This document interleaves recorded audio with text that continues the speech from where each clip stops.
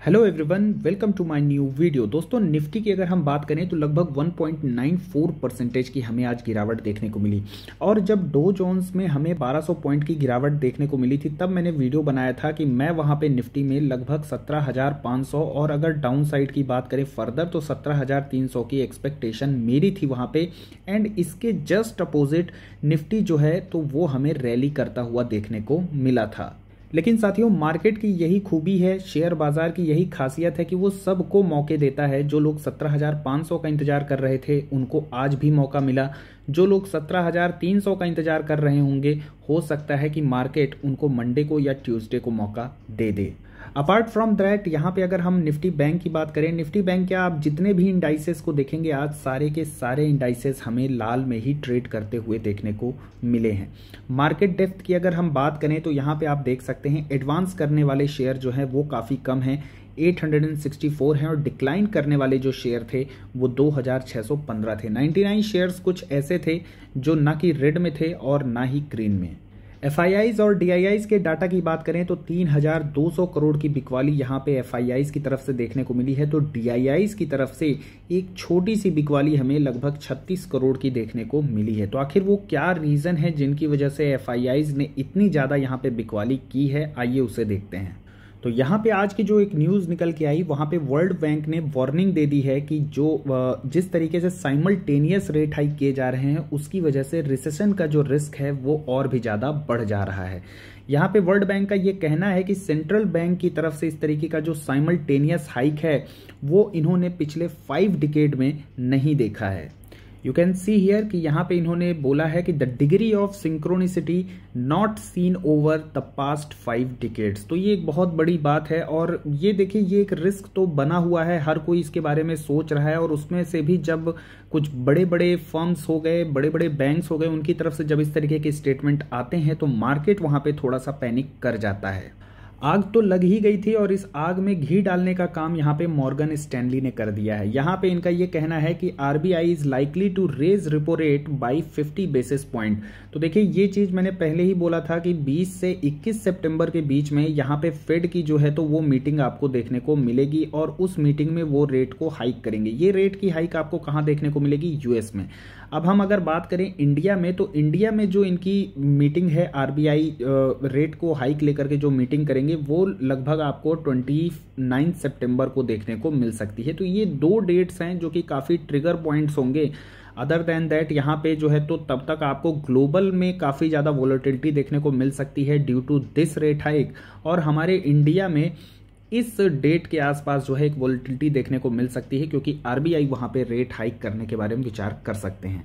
अब यहाँ पे मॉर्गन स्टैनली ने ये जो स्टेटमेंट दिया है वो और भी ज़्यादा यहाँ पे आग में घी डालने का काम इसलिए कर गया क्योंकि यहाँ पे इनका कहना है कि ये एक्सपेक्ट कर रहे थे कि 35 बेसिस पॉइंट से आरबीआई जो है रेट को हाइक करेगा, लेकिन जिस तरीके से इन्फ्लेशन के नंबर आ रहे हैं due to the sticky inflation, तो यहाँ पे ये इनकी रिपोर्ट ये बोल रही है कि अब आरबीआई जो है वो 50 बेसिस पॉइंट से रेट को हाइक कर सकते हैं।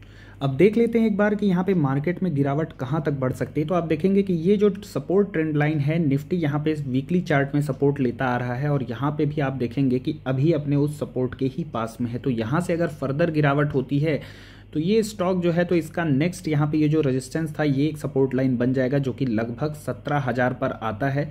लेकिन उसके पहले यहाँ पे कुछ छोटे मोटे और भी आपको सपोर्ट देखने को मिल सकते हैं, जैसे कि लगभग 17,200 के आसपास यहाँ पे भी एक सपोर्ट आपको देखने को मिल जाएगा 17,200 के आसपास।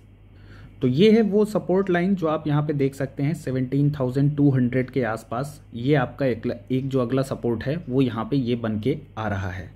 अब बात कर लेते हैं आईपीओ की। हर्षा इंजीनियर्स का आईपीओ जो है वो 74 टाइम्स यहाँ पे सब्सक्राइब होता हुआ हमें देखने को मिला है। करंट अगर हम ग्रे मार्केट प्रीमियम की बात करें तो 230 का ग्रे मार्केट प्रीमियम है। डिस्क्लेमर ये है कि मैंने इस आईपीओ में अप्लाई किया है फॉर द लिस्टिंग गेन, तो यहाँ पे सिर्फ लिस्टिंग गेन के हिसाब से मैं इस आईपीओ के साथ जाना चाहूँगा। और आई होप कि यहाँ पे इस आईपीओ के बारे में जो वीडियो मैंने बताया था डिटेल्ड में एनालिसिस, वो आप लोगों ने ज़रूर देखी होगी, और आपका जो अपना फाइनल डिसीजन है वो आप चाहें तो कमेंट सेक्शन में कमेंट करके बता सकते हैं। अब बात कर लेते हैं उन स्टॉक्स की जो आपको शॉर्ट टर्म में गेन दे सकते हैं एंड लॉन्ग टर्म के पर्पस से भी एक अच्छे वैल्यूएशन पर अवेलेबल हैं। तो सबसे पहले यहाँ पे उस स्टॉक को कवर करने से पहले मैं एक न्यूज़ को कवर कर देना चाहता हूँ। यहाँ पे आप देख सकते हैं fall in natural rubber prices in India. तो ऐसी कौन सी कंपनी है जो इन नेचुरल रबर को as a raw material use करती है, तो उन स्टॉक्स में आपको आने वाले कुछ क्वार्टर में बेनिफिट देखने को मिल सकता है और उन स्टॉक्स में आपको तेजी भी देखने को मिल सकती है। ऐसी कैटेगरी में फुटवेयर कंपनीज आती हैं, और यहाँ पे अगर हम ब्लू चिप स्टॉक की बात करें तो वो है रिलैक्सो फुटवेयर। और आज आप देखेंगे कि इस गिरते हुए मार्केट में भी यहाँ हमें इस स्टॉक में स्ट्रेंथ दिखाई दी है। इनफैक्ट पिछले कुछ वीक में देखें तो आप देख सकते हैं यहाँ ये जिस तरीके से ब्रेकआउट हुआ था, तो ज़रूर किसी बड़े प्लेयर ने यहाँ पे एक हैवी क्वांटिटी में यहाँ पे स्टॉक्स को बाई किया है। तो एक बहुत अच्छी अपॉर्चुनिटी है इस स्टॉक में, अभी भी एक अच्छे वैल्यूएशन पर ये अवेलेबल है। करेक्शन की बात करें तो अपने ऑल टाइम हाई से 34% का करेक्शन ये स्टॉक दिखा चुका है, और फिलहाल अभी के करेक्शन की बात करें तो ये 25% के करेक्शन पर अवेलेबल है। करंट मार्केट प्राइस में भी मुझे नहीं लगता कि अगर आप यहाँ पे स्विंग ट्रेड के लिए जाना चाहते हैं शॉर्ट टर्म के हिसाब से या फिर लॉन्ग टर्म के हिसाब से भी जाना चाहते हैं, तो ये प्राइस जो है काफ़ी अट्रैक्टिव है।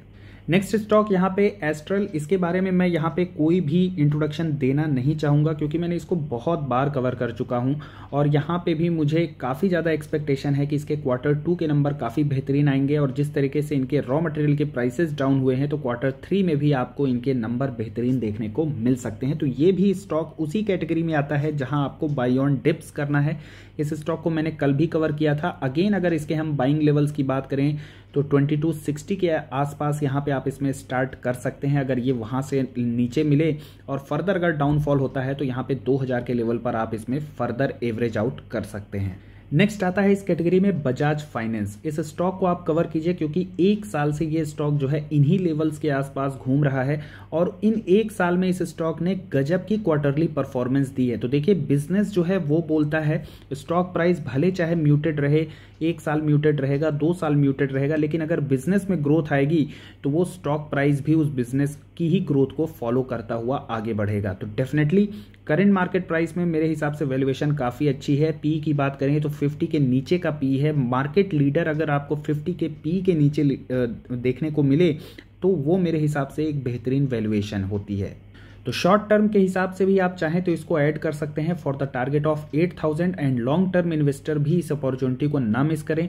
एक और इसमें एडवांटेज ये है कि जिस तरीके से बजाज फिनसर्व का हमें स्टॉक स्प्लिट और बोनस दोनों ही देखने को मिला, ये भी इसकी जो पेरेंट कंपनी है वो बजाज फिनसर्व है, और ये स्टॉक भी अगर रैली करता हुआ 10,000 या उसके ऊपर जाता है तो मुझे लगता है कि इसमें भी काफ़ी ज़्यादा प्रोबेबिलिटी और चांसेस बढ़ जाएंगे इस स्टॉक में स्टॉक स्प्लिट या फिर बोनस के मिलने के। तो मेरे हिसाब से वहाँ 10,000 के पास जाने से पहले ये एक अच्छी अपॉर्चुनिटी है, कंसोलिडेशन फेज में है, अपने सेक्टर का ये मार्केट लीडर है, तो इस अपॉर्चुनिटी को आपको ग्रैब करना है, इस अपॉर्चुनिटी को आपको मिस नहीं करना चाहिए। करंट मार्केट प्राइस अगेन यहाँ पे अट्रैक्टिव है for the long term and for the swing trade.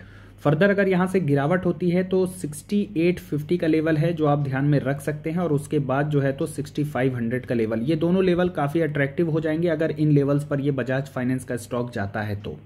Now the next is from the chemical industry, यहाँ पे SRF। आज इस स्टॉक में हमें भले 4% की गिरावट देखने को मिली है, लेकिन आप देखेंगे कि पिछले कई सारी वोलेटिलिटी में ये स्टॉक अपने ऑल टाइम हाई के ही पास ट्रेड कर रहा था। इनफैक्ट अगर यहाँ पे डिप भी आ रहा था तो वहाँ सप्लाई बहुत जल्दी डिमांड काफ़ी जल्दी आ जा रहा था, और आप देखेंगे इस स्टॉक में हमें तेजी भी देखने को मिली है। इस स्टॉक में अगर आप लॉन्ग टर्म के पर्पज से जाना चाहते हैं तो मुझे लगता है बेहतरीन कंपनी है ये, और जिस तरीके से यहाँ पे कंपनी कैपेक्स करने जा रही है, चाहे वो केमिकल्स का सेक्टर हो या फिर पैकेजिंग का फील्ड हो, दोनों ही फील्ड में कंपनी एक बहुत अच्छी ग्रोथ के स्टेज में है। और सबसे खास बात मुझे इस कंपनी की ये लगी कि कंपनी आज के बारे में नहीं सोच रही है, कंपनी आज से 15 साल आगे के बारे में सोच रही है, और उस हिसाब से कंपनी ने कैपेक्स का प्लान किया है।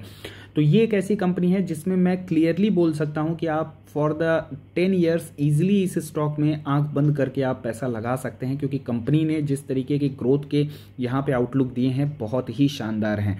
तो डेफिनेटली ये करंट मार्केट प्राइस में भी मुझे काफ़ी ज़्यादा अट्रैक्टिव लगता है for the purpose of long term.